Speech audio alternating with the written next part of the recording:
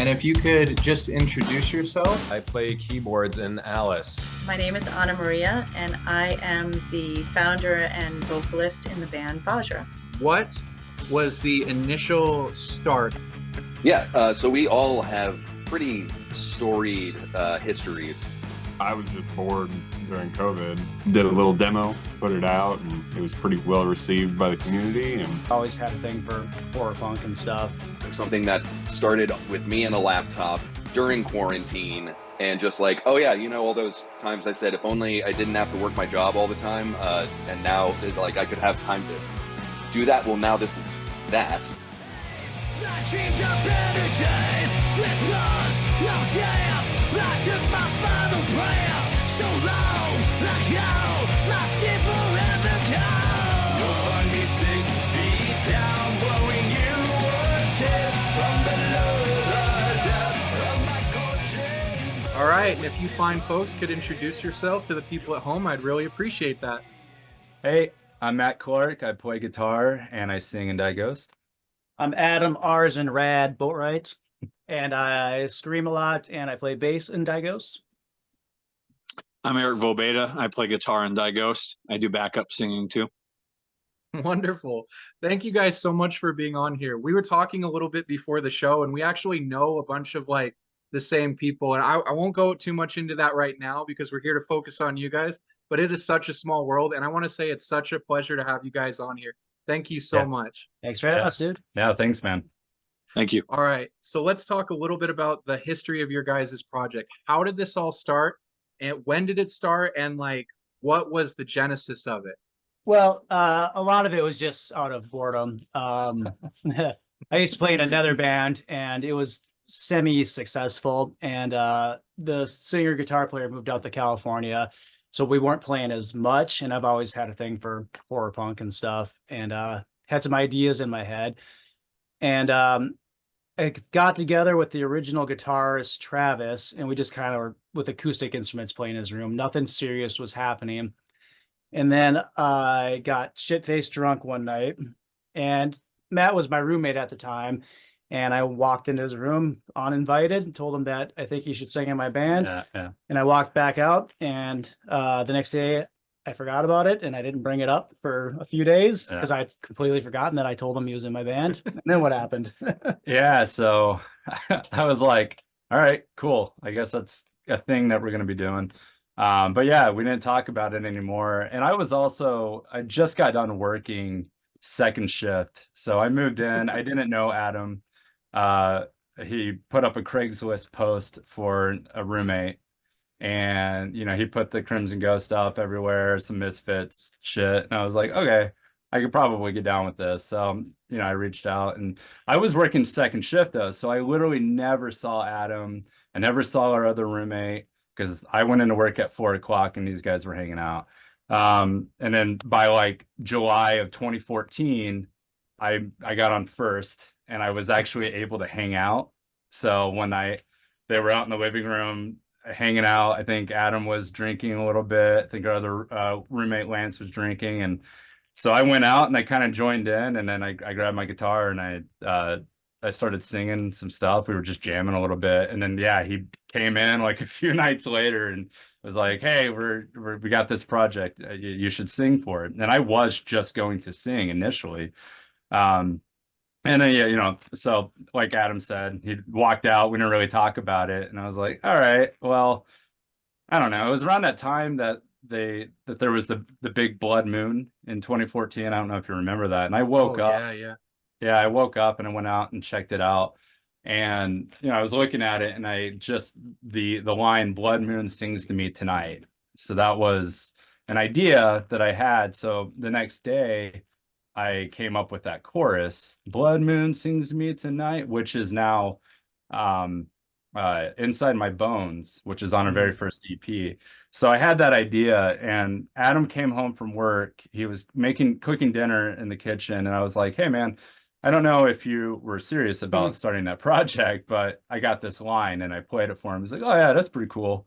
You know, and like put his food on his plate, went to his bedroom, closed the door, and I was like, all right, you know, I guess we'll see what happens. And then I went into my room, and then yeah, like an hour later, he came and knocked on my door, and we went out to the living room and we started working on Inside My Bones. That's like, they already had a couple of song ideas that Adam had demoed out, but that was like the first song that we actually just started working on as a band. And then we brought on Right. Burning Days Burning Days and and Disease, maybe. Maybe and that came later. I don't remember. yeah.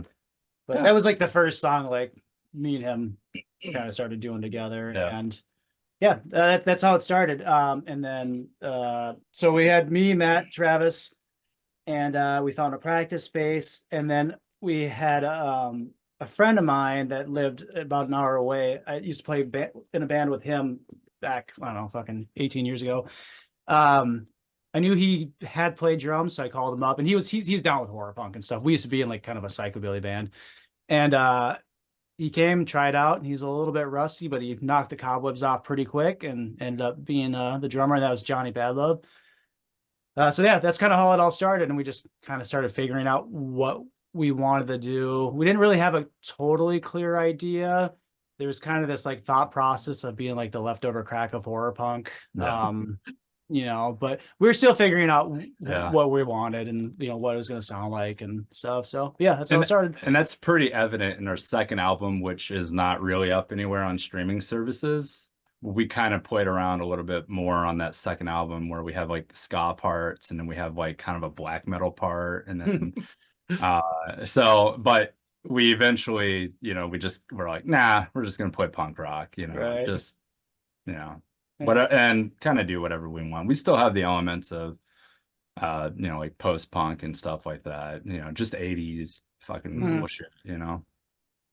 Yeah, well, I mean that's all part of the journey is like going through and discovering that stuff and finding that. But it's always interesting like hearing like where bands, you know, came from and what they tried and how they got to where they are. I think that's really cool. So thank you guys for sharing that. That's awesome. Yeah. How was it when you guys integrated Eric into the band? So yeah. Oh yeah. How was it? It was awesome. Like he was like the missing fucking, he brought in like an energy and a positivity that we were fucking like desperately seeking. And he's seasoned as well. He's got his other band and been very successful. And of course Eric can go in on this, but 150 shows a year for a little bit there, you know, like playing some kick-ass festivals and stuff like that. Found him on Craigslist too. Yeah. Craigslist is still a thing, yes. I don't, Eric, you take it. You know what happened. You were there. You know, just to back it up, like I went and seen Die Ghost open for Doyle many moons ago before like they kind of broke up for a while and then kind of came back together. But that was the first time I seen Die Ghost. And then the second time I seen Die Ghost, they were reformed and it was at the Crypticon and we got a bunch of their stickers. And I'll never forget my wife had the Die Ghost sticker across her, like her Nissan Maxima's like logo on her car. So I'm like, Die Ghost, that's cool, blah, blah, blah. And then I saw their video when they did All Hallows Eve.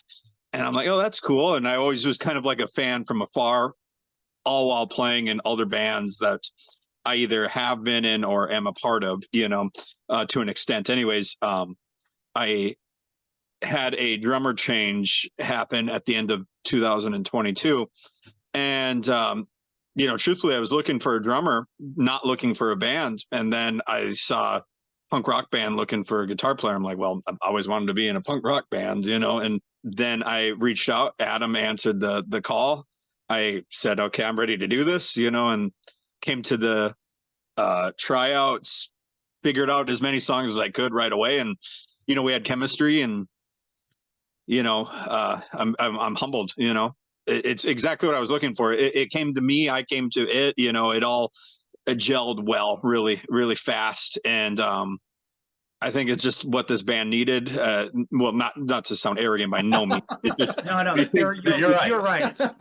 I think because the ending of the last guitar player in this band put a bad taste, maybe for what it's worth. I'm not speaking on anybody, but I just think that there was a broken aspect that needed to be fixed, and I think I helped fix that. So I'm super humbled to be a part of the band, because the more that I got to now digest and be a part of the band, I really grew to love it even more, which, you know, now I'm a part of it. So, and happy to be. So Yeah, again, yeah, not we're stoked. I mean, he fit the bill. Everything just clicked like right away with him.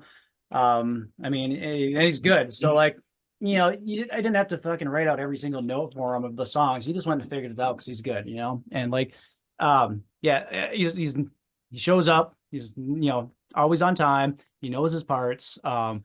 It's awesome. So yeah, he's what we needed, and like just him being who he is, a positive guy. It's like nice to have somebody that's like sees things maybe a little bit more on the light side than always on, you know, the negative side that, you know, sometimes gets stuck in our heads. For sure, for sure. I mean, horror punk's like a dark genre, and then like you on top of that, you have all the stress of being a musician and like everything else. Like it can get really heavy. Like bands come together, they break up, things, you know, fall apart and all that. But when you get a good group of guys together, it just works. And like you feel that energy and you feel when people have a good sense of like working together. I think you guys have that. At least that's what I've been hearing, you know. Yeah. I haven't been able to see you guys perform live. I'm all the way out in Idaho. Sucks, but it is what it is. But hopefully one day that'll change. But until then, I've just been listening and like watching any live snippets and things like that. And I've been impressed with what I've been seeing. With that in mind, let's talk a little bit about what bands inspired you guys, both then and now going forward in your writing process. Who are the bands that you looked up to that inspired your different playing styles and like how you've come together as the band that you are?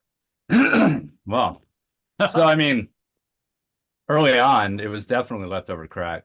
You know, I mean, it's just, and that's kind of why we, you know, I think we talked a little bit, you know, having some other elements of, you know, ska and stuff like that. So, you know, we were kind of doing some of that stuff. But I think just like some of the classics, I mean, like, so the solos that we really try to go for in this band are very Bad Religion-esque. Brian Baker all day long. You know, that's just, he is, in my opinion, one of the best punk rock guitarists ever. So yeah, Bad Religion, and then you know, I think on vocally speaking, for me, Danzig obviously is very inspirational. So is Goolsby, Argyle Goolsby, TB, and then I learned to sing actually to Matt Skiba of Alkaline Trio. So those were like some of my big inspirations.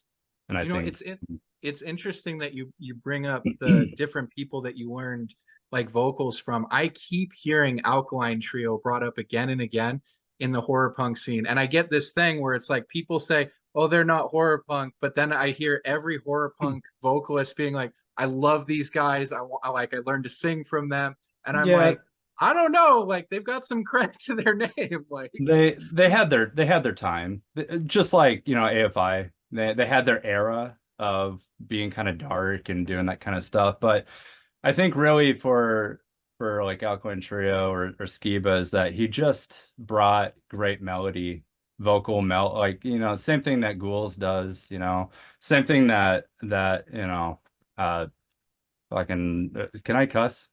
Yeah. Oh yeah. Okay. I didn't know. You only allowed 10 of them. Yeah. So start counting. Yeah. Yeah. I mean, you know, there was just good vocal melody. And then, you know, I think also he liked to sing a lot about darker stuff and had a lot of humor. There's a lot of humor in the way he kind of talks about just really depressing, dark stuff. You know, in the early days, it was definitely about like drug use or just, you know, fucking up all the time, you know, just being youthful stuff. And then as it got bigger, they obviously started pivoting towards being more cryptic in their lyrics and just, you know, making up cool, fun, dark stories, but also still sprinkling in the heartfelt stuff that they're so well known for. But yeah, I think that's probably why. I mean, just they're a sing-along band. I mean, once you learn the lyrics, and the lyrics are pretty good, but like you can just sing along really well to that band. I guess for me, I grew up as like a punk kid, lots of Unseen, Global Threat, stuff like that. Anti-Flag. Side note, fuck you, Just Insane. But yeah, stuff like that. So a lot of that kind of punk. Obviously, I love the Misfits and Sam Hain and stuff. And then I got into like psychobilly and stuff like right about high school, Necromantics, the Quakes, and then dug deeper, Madsen. I went down that whole rabbit hole for like 10 years. And then kind of came full circle back to punk rock and stuff. So songwriting, I don't know, I just like punk rock. A lot of stuff is like, I like, as these guys know, I like octave riffing. So like one guitar wrote note, the other guitar's kind of doing the melody with the octave riffing. And a lot of that stuff I first started noticing was back in like Choking Victim or Leftover Crack stuff. Side notes to Zuz nuts now. That sucks, but fuck him. Sucks that those guys are shitty now. Anyway, so yeah, that was like a lot of influence once I started figuring out how you can like combine two guitars to make these like tones and sounds and stuff, and use like a lot of suspended chords and stuff. It was kind of the winning ticket. So yeah, I guess that's vocally Mark Unseen, just because I yell and shit. Bass wise, nobody really. I just play bass. There's cool bass players for sure, but nobody that I was like, oh shit. Now I want to be a bass player. Yeah, I get that. And nobody like that. I actually picked up upright bass far before electric Oh, bass. that's cool. And that was more of my thing for a long time. So yeah. What For about sure, you, for Eric? Just like any guitar player kid, Angus Young and stuff like that really was kind of my driving force. But I used to like those kind of like classic rock meets metal bands. But then when I was in high school, I only hung out with the punk rock friends who liked, Minor Threat and DOA and the Pistols and the Misfits and, the Replacements and stuff like that. So that was always kind of like my best friend. He would be like, oh, here's the Groovy Ghoulies and here's fucking, None More Black and Kid Dynamite. And those are like my favorite punk bands that I'm listing off because they all just have great melodies, good rock songs, good punk songs, good guitar messages, really. And Brian Baker, like you were saying earlier, Matt, is a huge influence as well, too, because he just kind of gets that classic rock meets punk rock vibe that any guitar player kid loves. And that kind of matches with like melodies and things, kind of like Matt and Adam were saying, like, Jerry Cantrell's a huge guitar player, god of mine, because he just makes everything sound so big and thick. And I'm huge with making songs sound that way and producing and doing that stuff. So it's a good combination that we have with Die Ghost together. But yeah, I mean, stuff like that, Kid Dynamite's always my favorite punk band. I just think anything fast and energetic just keeps me alive and going. The Misfits, obviously, stuff like that.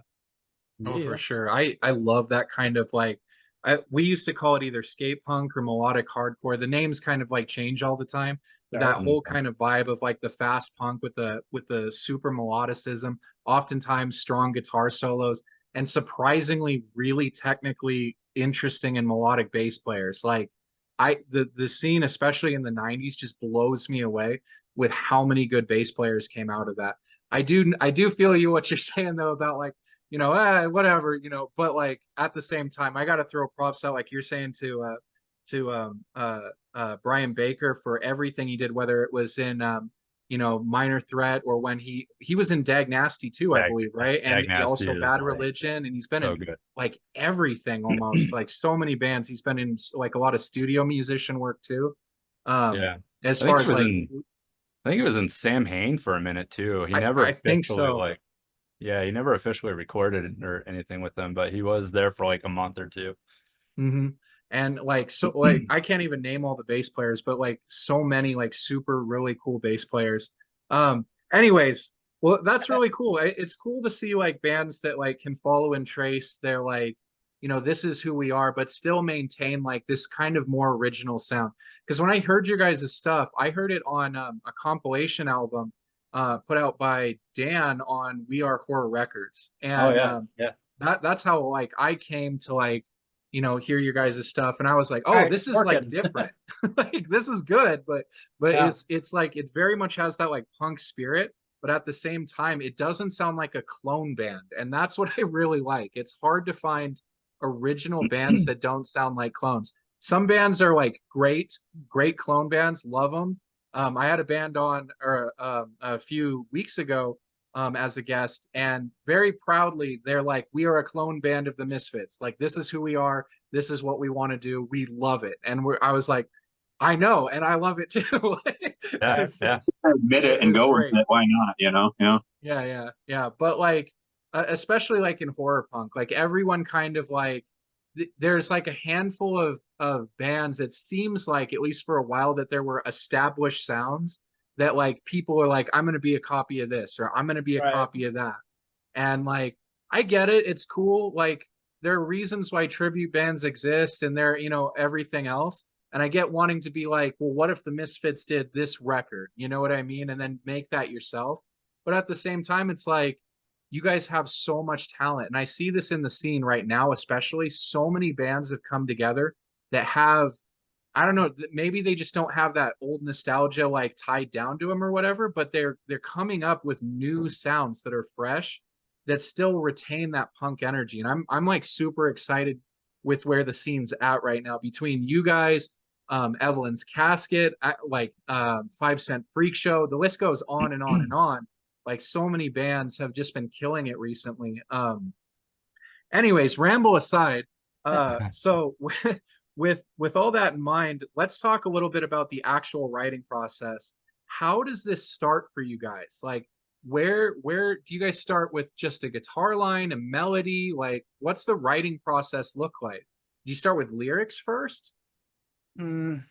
It's pretty like we're definitely not a jam band. Yeah. And maybe that's mostly my fault, because I can't deal with it. Like I get anxiety if people are just fucking playing nothing. Yeah, I mean, there's nothing worse than like having a band practice and Nothing happens. you don't 3 hours and you just get a verse. Right. It's like, Well, we're that's just on not how like we our function. mid 30s and shit, right? Yeah. Or 30s, mid 30s. So like, we all have like lives outside of this. And when we get together, like we do 2 or 3 hours or whatever at band practice, we want it to count, right? Like we want to make progression and just like, get shit happening. And so songwriting, usually it just starts with like a song that's like, let's say 60% done. Like Matt comes up with a song and he demos it out. Like we're very big into like demoing out our songs, and then presenting it to the band. Hey guys, I got this idea for a song. Here's, a good chunk of it. What can we do to add in, make it better or whatever? And that varies in degrees. So yeah, we usually, me and Matt just write a song that's mostly there, all the bits and pieces, and then we hash it out at band practice.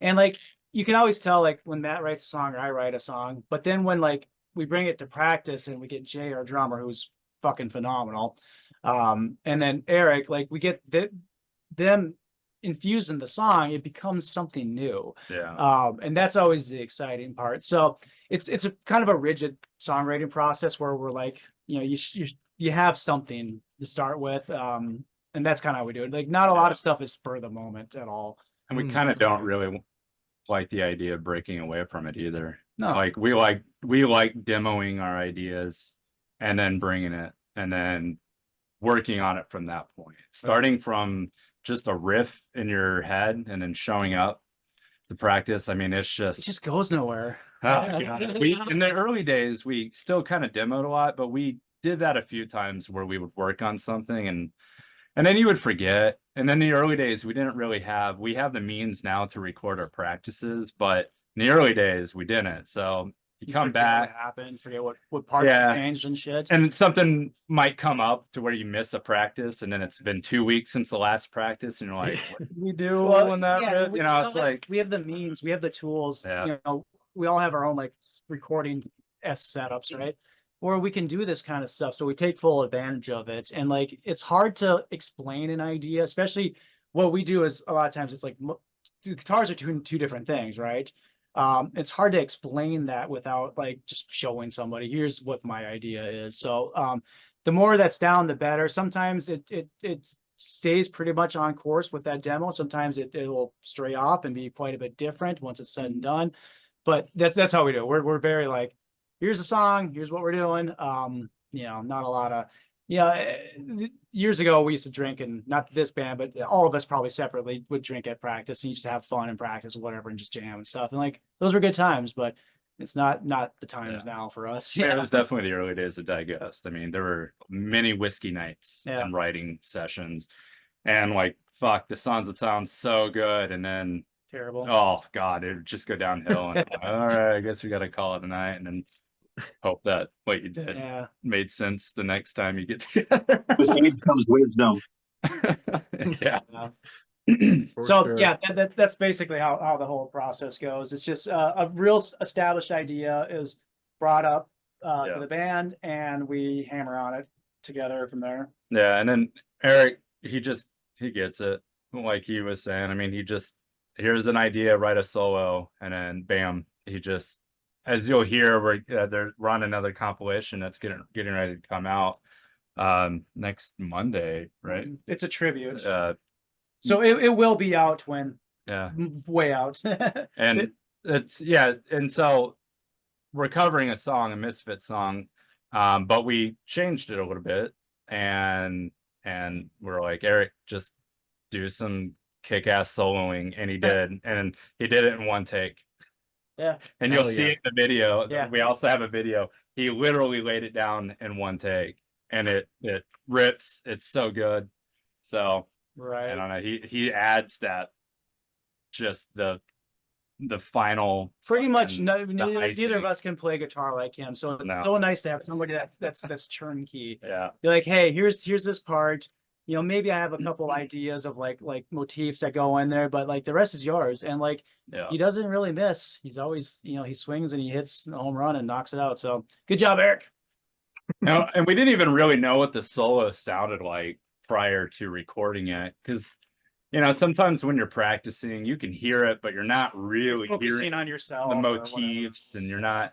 And then once you actually finally hear it and you see, and we all sat in a room and just watched him lay it down in one take. Mm-hmm. And we're just like, and Adam was like, "You're officially in the band, man." Kind of like the pressure of doing that, almost in a way, because it's that live fast kind of feeling that I, desire and really chase in a lot of ways, as being an adrenaline junkie as I am. Which, going back to like our inspirations earlier, which we left out, is definitely Lemmy from Motorhead. But, that just go, which is also a Tony Iommi thing too, of, he never played the same solo twice, or once or whatever. And I don't know, I feel like music comes to you and then you give it back, and sometimes you have to do it like, that as fast as that can be. So So are you saying that you didn't even know what solo you were gonna play? That's just what you threw out. That's just. I thought of it as we were rehearsing it, but then it just came out. Yeah. That's awesome, dude. That's awesome. I love those kind of moments. Yeah. So let's talk a little bit about then. There's this idea that musicians have sometimes that every song is their baby, right? I want to know for you guys, whether it's as a band or individually, with the songs that you guys have, if you had to pick one that was your guys' favorite or that really represented the band and what you think it sounds like, if you had to recommend a first song to anyone, what song would you put out there for the band to hear and be like, this is who we are, this is what we represent?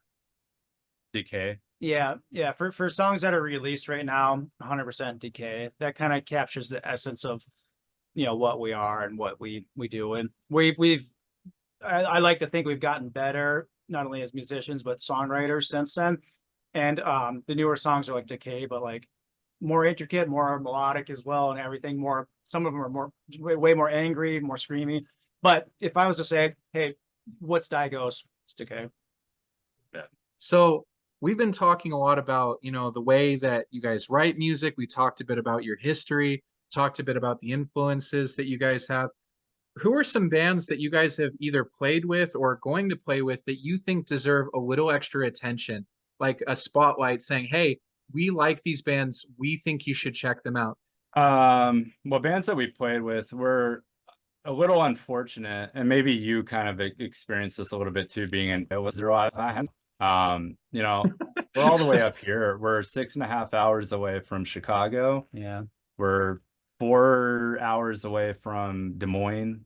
And so for bigger bands, national acts and stuff, it's no problem for them to come up here. They'll get a great crowd. But for smaller bands that we would love to play with, you know, like Blitz Kid, or, you know, not that they're smaller, but, you know, it doesn't always make sense for bands to go from Chicago up to Minneapolis, because where do you go from there, right? Fargo, Des Moines, right?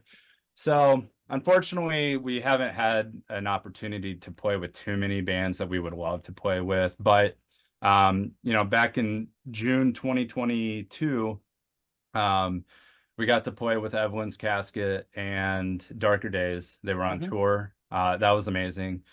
And for people who may not know, actually, the original guitarist of Die Ghost, Travis, he actually plays rhythm guitar in Darker Days and Ghost Waves today with Richie, same drummer as Darker Days. So it was just like, honestly, it felt like a reunion of sorts, dude. It was one of the best nights that this band has ever had, getting to finally meet David of Evelyn's Casket, finally getting to meet Nick and Richie and all the others, just everyone that was a part of that, and coming in and just finally, it's amazing how much you can share and know of the same thing. Oh, and yeah. almost like know somebody because of the internet.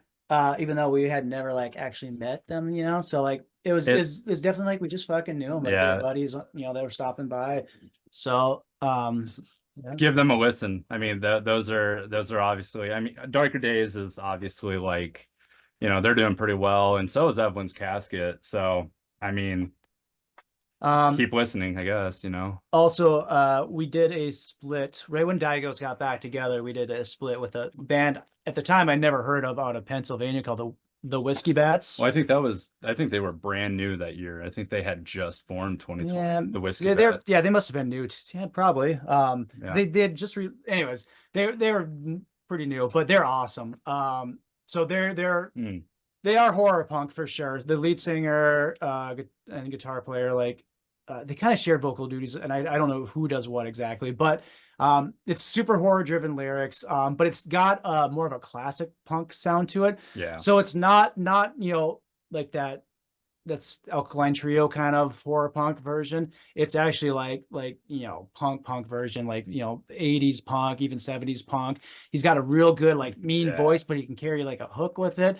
I would almost say like the latest Rancid album that came out, I would almost say that they copied the Whiskey Bats sound. I like, when I heard that Rancid album that just came out, I can't remember what it's called, I was like, this sounds like this could be Whiskey Bats, man. Like, it's just really raw and so good. We did a split with them just when we were kind of like getting the band back together and trying to like figure everything out, and it turned out really good.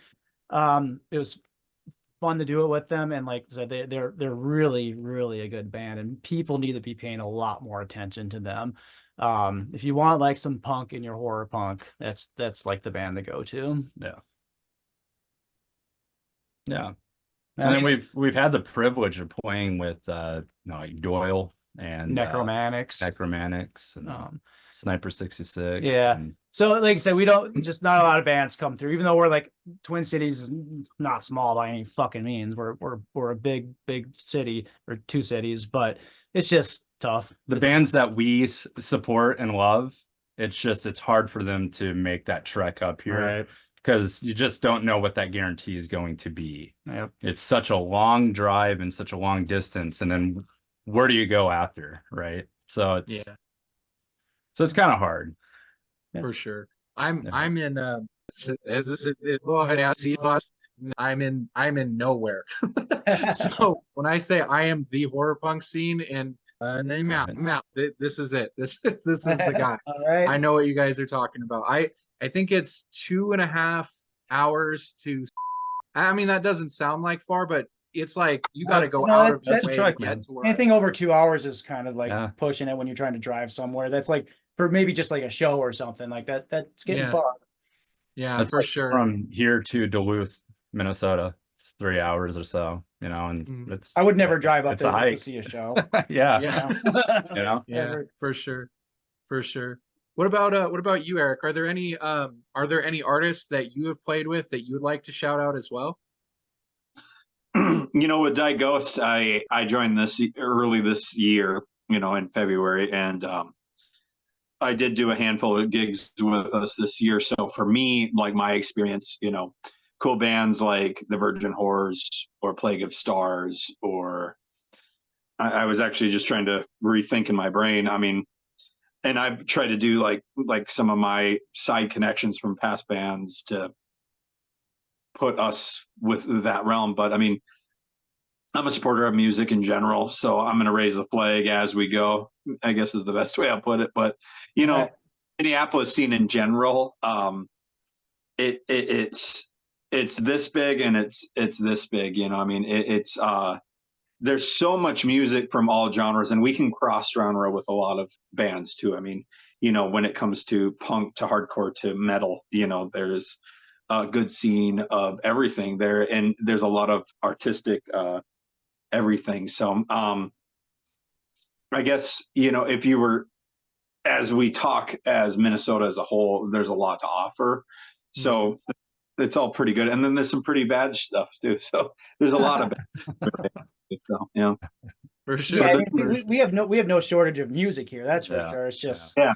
the bands that are in the scene that we would like to be around more, and Yeah, I mean, really, there's another horror band here, Mommy Says No. Yep. We played with them a couple times. They're really fun. And then there's the classic. They've been around for a really long time. Well, there's actually two more. Obviously Rip Snorter, which Jay, our drummer, that's his band, and they formed in '94. And they were on I think the second This Is Horrorpunk. Yeah. So they've been around, and they work they've worked with Robbie Bloodshed a little bit. So they've definitely been in the scene, and they've definitely put in their time.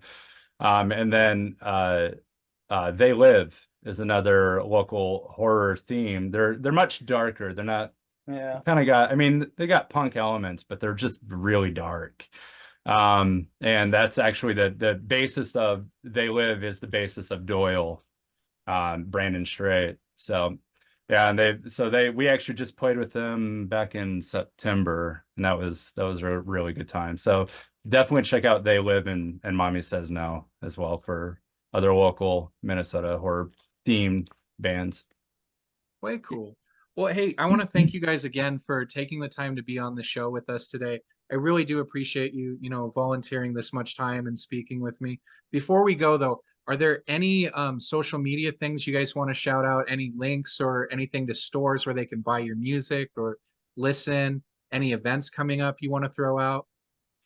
Yeah, you can check us out at dieghost.com and get all of our links. And then we don't have any shows. Well, we got tons of merch for sale on there. So Yep. buy something. We try to do everything ourselves for the most part. We're very hands-on DIY band. And we're not shy with throwing in freebies and shit for people. Like somebody buys a shirt, we want them to feel like they got something cool, and it's not just a shirt, So, and all that money obviously helps us and supports us. Like any money that the band makes, it's not a ton, but whatever we make goes right back into the band to buy more merch, all that fun stuff. And we are gearing up to record our first real full length, I guess it'd be second. It's our second full length. Yeah. We're going to try to record a new album here in the next 6 months, I guess. And obviously it's going to cost money. And the other albums buy our stuff. Yeah, the other albums we did before, we recorded ourselves. which so like that song Hollow's Eve you heard on the compilation, we recorded that here where you're looking in this fucking basement. We're proud of that, but we're gonna go to this amazing studio, Signature Tone Records, and anyways, buy stuff, help us.